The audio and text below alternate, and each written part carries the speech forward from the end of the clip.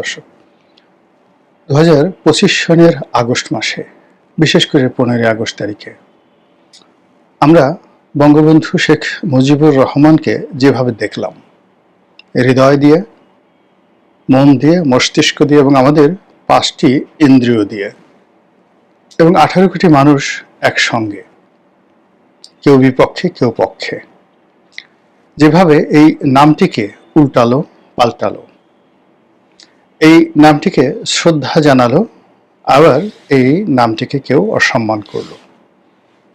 তার বাসভবন 32 নম্বর, সেই 32 নম্বরে যা কিছু হলো, এটি আগামীর রাজনীতিতে একটি ইতিহাস হয়ে থাকবে। এক,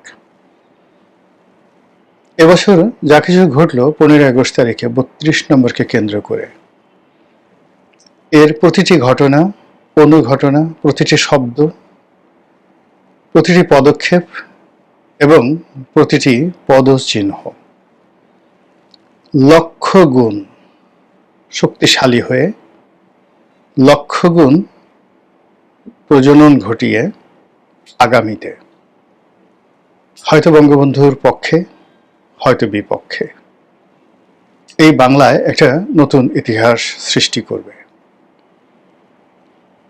বঙ্গবন্ধুর নাম আমি আসলে আমার বোধ এবং বুদ্ধি হওয়ার পর থেকেই শুনেছি, ছবিতে দেখেছি, কিন্তু কখনো তাকে সরাসরি সামনাসামনি দেখার সুযোগ আমার হয়নি।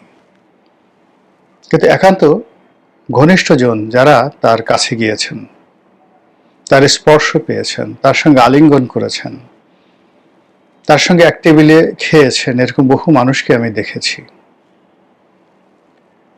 আমাদের ওই এলাকাতে তার দুজন খুব ঘনিষ্ঠ বন্ধু ছিলেন, সহপাঠী। একজনের নাম শামসুদ্দিন মোল্লা, যিনি ভাঙ্গা যে সংসদীয় আসন, এখানে সংসদ সদস্য ছিলেন। আর একজন আব্দুল হামিদ চৌধুরী, সদরপুর চরভদ্রসন, এই অঞ্চলের সংসদ সদস্য ছিলেন। আব্দুল হামিদ চৌধুরী ছিলেন 1954 সনে, আর শামসুদ্দিন মোল্লা উনি ছিলেন 70 নির্বাচনে, 73 নির্বাচনে। তো এই দুইজন জাতীয় নেতাই আমি বলবো তাদেরকে, শামসুদ্দিন মোল্লা এবং আব্দুল হামিদ চৌধুরী। তাদের আত্মীয় স্বজন কিংবা তাদের সঙ্গে আমার যে সম্পৃক্ততা, সেখান থেকে বঙ্গবন্ধুকে খুব ঘনিষ্ঠভাবে জানার, বোঝার, চেনার সুযোগ হয়েছে। বঙ্গবন্ধুর সম্পর্কে নিয়ে যে লেখাগুলো রয়েছে, গল্প, কবিতা, উপন্যাস, যা কিছু রয়েছে, যা কিছু পড়েছি, তো ওই যে যাদের কাছ থেকে শুনেছি তার সম্পর্কে, ওই লেখাগুলোর সঙ্গে তা মিলিয়ে দেখেছি। পরবর্তীতে বঙ্গবন্ধুর যারা ঘনিষ্ঠ সহচর, তাদেরকে রাজনৈতিক সহকর্মী হিসাবে, ইনক্লুডিং শেখ হাসিনা, শেখ রেহানা, তাদেরকে খুব কাছাকাছি দেখার সুযোগ হয়েছে। প্রথমত হলো যে বঙ্গবন্ধুর যে অনিন্দতা, বঙ্গবন্ধুর যে স্বকীয়তা, তার যে হোমোজেনিয়াসনেস, এটি এই বাংলায় আর কারোর মধ্যে নেই, কোনো রাজনৈতিক নেতার মধ্যে নেই, এমনকি অন্য যারা আছেন তাদের মধ্যে নেই। কিভাবে দেখুন, তিনি যে রক্ত থেকে বা বংশ থেকে এসেছেন, সেই বংশের যারা লোকজন আছে সবার দিকে তাকান, অল শেখস। এখন শেখ সেলিম অনেক ছোটখাটো একজন মানুষ, 5 ফিট উচ্চতা তার নেই, কিন্তু মনে হবে যে ছোটদের বঙ্গবন্ধু, একটা ছোট আকৃতির বঙ্গবন্ধু শেখ সেলিমের মধ্যে আছে। আপনি যদি শেখ হেলালের দিকে তাকান, শেখ হেলালের অন্য যে 3-4টি ভাই আছে তাদের দিকে তাকান, শেখ হেলালের বাবার দিকে তাকান, মনে হবে তারা সবাই এক একটা বঙ্গবন্ধুর প্রতিচ্ছবি। আপনি যদি শেখ রেহানার দিকে তাকান, শেখ হাসিনার দিকে তাকান, শেখ রাসেল, তারপর এমনকি বেগম ফজিলাতুন্নেসা মুজিব, তার স্ত্রী, আপনি সকলের মধ্যে চেহারা শুরুতে এক একটি মুজিব দেখতে পাবেন, এক একটি মুজিব দেখতে পাবেন। সেটা শেখ ফজলুল হক মনির হোক, শেখ মারুফ হোক, আবুল হাসনাত আবদুল্লাহ হোক, অন্য যে কোনো লোক হোক, তার রক্ত যেখানে যেখানে গেছে ওখানে তিনি একটি মানচিত্র রেখে দিয়েছেন এই জমিনের বুকে। এইরকম মানচিত্র আপনি বাংলাদেশে অন্য কোনো ধর্ম, বর্ণ, সম্প্রদায়, গোষ্ঠী, পেশা কারোর মধ্যে দেখতে পাবেন না। আপনি এই বাংলায় অন্ততপক্ষে কয়েক হাজার এরকম বঙ্গবন্ধুর প্রতিচ্ছবি দেখতে পাবেন মানুষের মধ্যে। আপনি যদি গোপালগঞ্জ যান, ফরিদপুর যান, আপনি গিয়ে দেখবেন যে বঙ্গবন্ধুর যে ভাষা বা ফরিদপুরের যে ভাষা, এ দুটো এমনভাবে মিলে গেছে, ও ভাষা আর বঙ্গবন্ধুর মধ্যে আপনি কোনো আলাদা করতে পারবেন না। মনে হবে যেন এই ফরিদপুরের মাটি, গোপালগঞ্জের মাটি, টুঙ্গিপাড়ার মাটি, এখানকার মানুষ এবং এখানকার মানুষের যে ভাষা, এগুলো বঙ্গবন্ধুর মধ্যে এমনভাবে গজিয়ে উঠেছে, ফুটে উঠেছে, এমনভাবে এগুলোর যে বিস্তৃতি ঘটেছে। তো এই বঙ্গবন্ধুকে ফরিদপুর, এই বঙ্গবন্ধুকে গোপালগঞ্জ, এই বঙ্গবন্ধুকে টুঙ্গিপাড়া নাকি টুঙ্গিপাড়া বঙ্গবন্ধু, এটা আপনি আলাদা করতে পারবেন না। এবং বাংলাদেশের কোনো জাতীয় নেতাকে আপনি এভাবে তার অঞ্চলের সঙ্গে তার পোশাক, তার কথা, তার চেহারা, তার আচরণ, তার খাদ্যাভ্যাস কোনো কিছু এভাবে একত্রে মেলাতে পারবেন না। আপাদমস্তক প্রথমত তিনি তার জন্মভূমির প্রতিচ্ছবি, দ্বিতীয়ত তিনি তার মাতৃভূমির প্রতিচ্ছবি, বাঙালির প্রতিচ্ছবি, তারপরে তার নেতৃত্বের গুণাবলী। আমি খুব অবাক হয়ে যাই যে তার সঙ্গে যাদের বিরোধ ছিল, একেবারে দাকুমড়া সম্পর্ক ছিল নিজের দলের মধ্যে এবং নিজের দলের বাইরে, এমনকি তার সঙ্গে যাদের মারামারি হয়েছে, কাটাকাটি হয়েছে, তারা কেন তার জন্য কাঁদেন? তারা কেন তার জন্য বিনিদ্র রজনী যাপন করেন এবং কেন তারা হাত তুলে তার জন্য দোয়া করেন? এত সরল, এত স্বাভাবিক স্বভক্তি, এত সত্য কথা তো কেউ বলেনি। পুরনো ঢাকাতে একজন সর্দার ছিলেন, মাজেদ সর্দার, খুব দাপটে নেতা ছিলেন। আমাদের যে ঢাকার মেয়র ছিলেন সাইদ খোকন, সাইদ খোকনের নানা। তো বঙ্গবন্ধু যখন দেশের রাষ্ট্রপতি হলেন তখন মাজেদ সর্দার খুব বৃদ্ধ, এবং একদিন তাদের দেখা হলো। দেখা হওয়ার পর তিনি বললেন যে আমার এই পিঠে এখনো মাজেদ সর্দার সাহেবের বা ভাইয়ের যে লাঠির বাড়ির দাগ এখনো আছে। প্রেসিডেন্ট অব দ্য রিপাবলিক, এই কথা কেউ বলেন তো? আপনি শফিক রেহমান, জায়দিনের শফিক রেহমান, তার বাবা সাইদুর রহমান তার শিক্ষক ছিলেন, কবি জসিমউদ্দিন তার শিক্ষক ছিলেন। তো সাইদুর রহমান সাহেব তার বইতে লিখেছেন যে তিনি একবার বঙ্গবন্ধু শেখ মুজিবের সঙ্গে দেখা করতে গেলেন এবং তাকে কথা প্রসঙ্গে বললেন যে মুজিব, তুমি তো কোনো কিছু পারছো না, একটার পর একটা ভুল হচ্ছে, তারপরে তুমি তো দেশ চালাতে ব্যর্থ হয়ে যাচ্ছ। উত্তরে তিনি বললেন যে স্যার, আমি আমার সাবজেক্টে, আপনার যে সাবজেক্ট যুক্তিবিদ্যাতে কত পেয়েছিলাম? তো বলে যে আমার মনে নেই, আমি ফেল করেছিলাম। তো যে ছাত্র যুক্তিবিদ্যায় ফেল করে সে দেশ কিভাবে চালাবে? এত চমৎকার কথা, এত সেলফ স্যাটায়ার্ড, এটা অন্য কারোর মধ্যে ছিল না। ফলে কি হলো, ৭১-এর মুক্তিযুদ্ধের পর যখন একটা রাষ্ট্র গঠিত হলো, সেই নতুন রাষ্ট্রে তার ভুল, তার ভ্রান্তি, তার ব্যর্থতা, এটাকে পুঁজি করে স্বাধীনতা বিরোধীরা, পাকিস্তানপন্থীরা, রাজাকার, আলবদর আর শামসরা যে কাব্য, যে মহাকাব্য রচনা করেছে, এবং সেই কাব্যের ভিলেন হিসাবে শেখ কামাল, শেখ জামাল, শেখ হাসিনা, শেখ রেহানা, পুরো শেখ পরিবার, তার সঙ্গে সঙ্গে বঙ্গবন্ধু শেখ মুজিবুর রহমান, ইতিহাসের সবচেয়ে জঘন্যতম ব্যক্তি, সবচেয়ে খারাপ মানুষ, এটা প্রমাণ করার জন্য যে প্রাণান্ত চেষ্টা তারা করে আসছে ৭৫-এর ১৫ আগস্ট থেকে আজ অবধি। কিন্তু সেই চেষ্টার মধ্য দিয়ে বারবার কেন মুজিবের ডাক মানুষের কানে আসছে? কেন কান পাতলে মানুষ শুনতে পায় তোমাদের যার যা কিছু আছে তাই নিয়ে শত্রু মোকাবেলা করো? মনে রাখবা।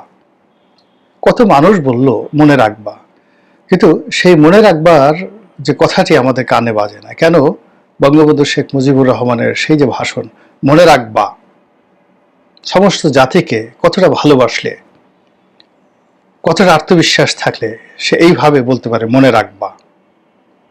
ফলে আমরা ভুলতে পারছি না, আমরা মনে রাখছি।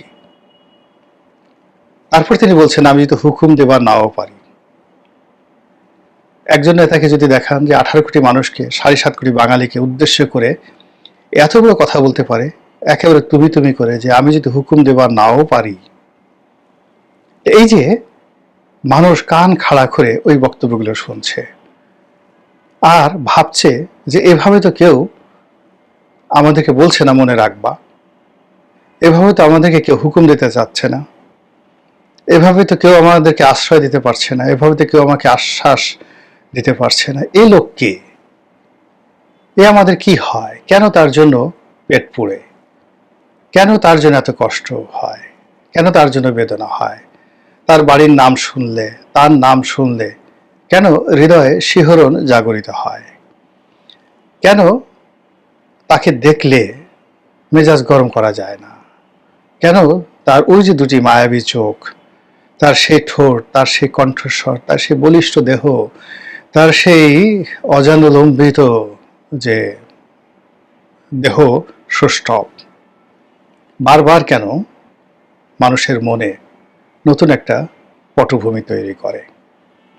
তো এভাবে এই যে স্বাধীনতার পর থেকে আজ অবধি যা কিছু চলছে গত 54 বছর ধরে, তার একটা চূড়ান্ত পরাকাষ্ঠা হয়ে গেল 2025 সনের এই আগস্ট মাসে। এই সময় যেভাবে মৌলবাদ বাংলাদেশে শক্তিশালী হয়েছে, যেভাবে পাকিস্তানের জয় জয়কার আবার শুরু হয়েছে, যেভাবে জয় পাকিস্তান নয়, পাকিস্তান জিন্দাবাদ, কিংবা যেভাবে পাকিস্তানের কৃষ্টি কালচার, পাকিস্তানের আইএসআই, পাকিস্তানের সেনাবাহিনী, পাকিস্তানের সব কিছু আবার স্বপ্ন হয়ে দেখা দিয়েছে, এবং বিশেষ বিশেষ গোষ্ঠী এটিকে আবার পূর্ব পাকিস্তান বানানোর যখন চেষ্টা করছে, তখন কেন মুজিবের ডাক কানে ভাসছে? কেন মুজিবের কণ্ঠস্বর হৃদয়ে ধ্বনিত হচ্ছে? কেন মুজিবের চোখ, মুজিবের ঠোঁট আমার ঠোঁটে কি যেন শক্তি যোগাচ্ছে? কেন? এই জিনিসটি এবার প্রমাণিত হয়ে গেল 18 কোটি বাঙালির মধ্যে। আমাদের মূলধারার গণমাধ্যম এবার মুজিবের জন্য কাঁদেনি, কিন্তু আকাশ কেঁদেছে, বাতাস কেঁদেছে।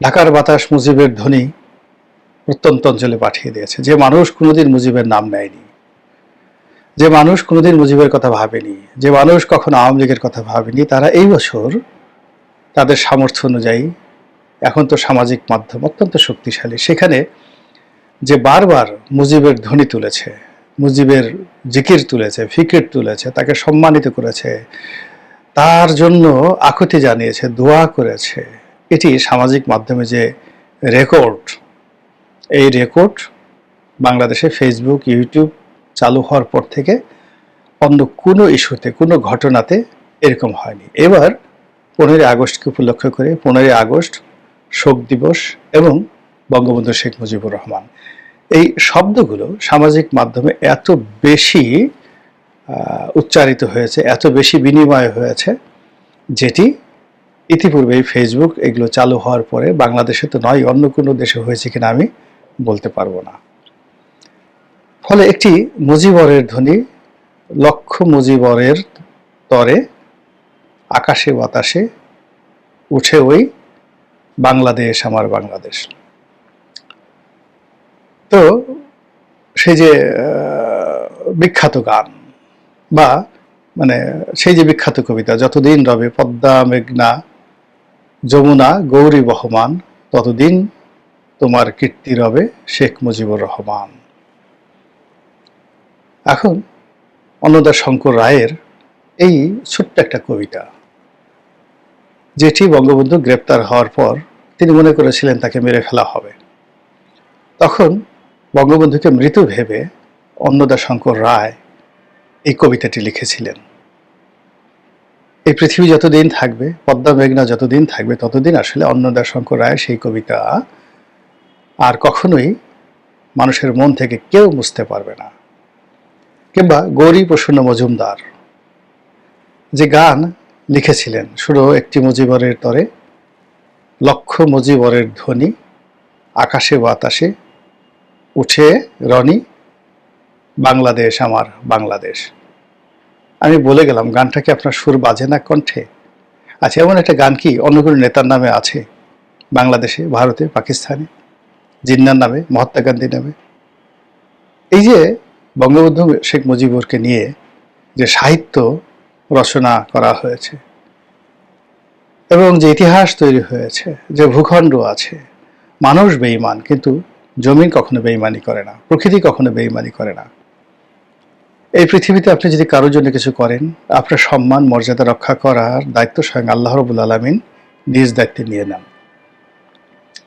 আল্লাহ যাকে সম্মানিত করতে চান, আল্লাহর প্রিয় বান্দাদের মনে তার সম্পর্কে একটা মহব্বত তৈরি হয়ে যায় এবং সেই মহব্বতের আগুনে এইবার 15ই আগস্টের দিনটি যেভাবে তোলপাড় হয়েছে মানুষের মনোজগতে, মস্তিষ্কে, আকাশে বাতাসে, সেই তোলপাড়ের যে ভবিষ্যৎ, সেই ভবিষ্যৎ এখন যারা মুজিব বিরোধী আছে তারা যদি অনুধাবন করতে পারেন, তাদেরই কল্যাণ হবে।